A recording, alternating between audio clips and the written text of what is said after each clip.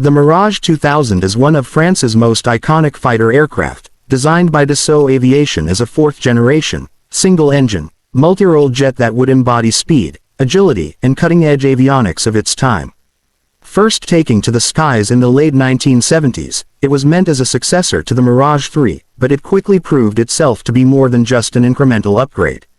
With its delta wing design, fly-by-wire controls, and powerful Snecma M53 turbofan engine, the Mirage 2000 became a symbol of French aerospace engineering.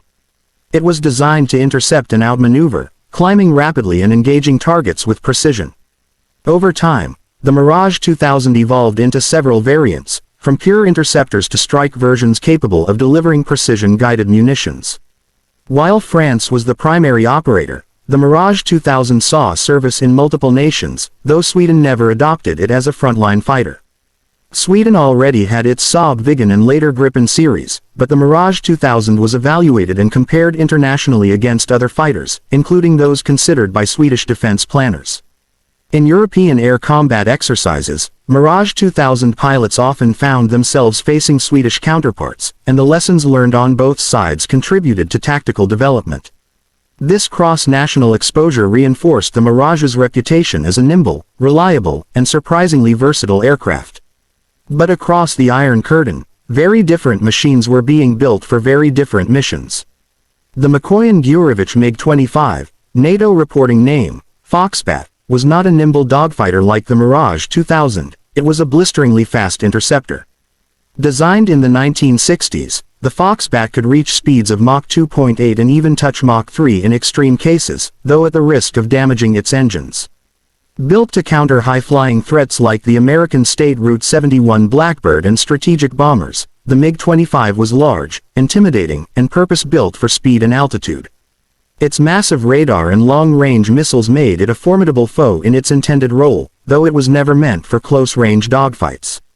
The West initially feared it as a super fighter, but later learned it was more specialized than expected.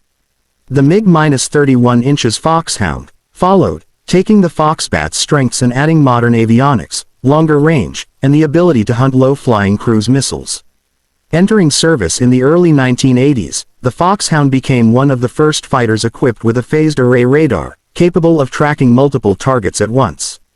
It could work in pairs to cover vast areas of airspace, a crucial role in defending the massive Soviet borders.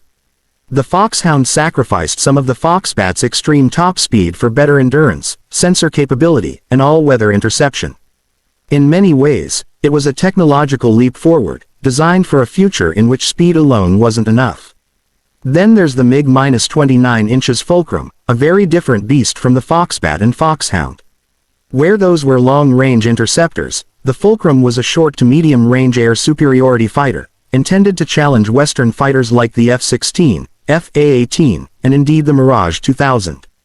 First flying in the late 1970s and entering service in the 1980s, the MiG-29 combined agility with powerful engines that allowed for impressive thrust-to-weight performance.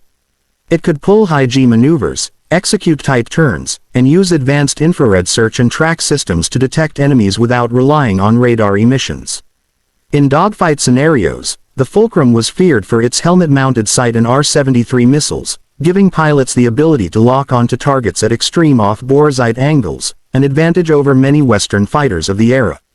In hypothetical, Cold War matchups, each of these aircraft played a different role.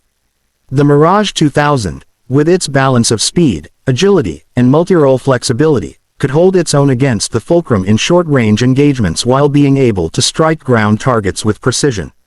The Foxbat and Foxhound, meanwhile, represented the Soviet focus on intercepting threats before they could reach their targets, relying on raw speed or sophisticated radar coverage. While they might not have been as agile in a turning fight, their purpose was never to engage in one. They were guardians of airspace at strategic ranges.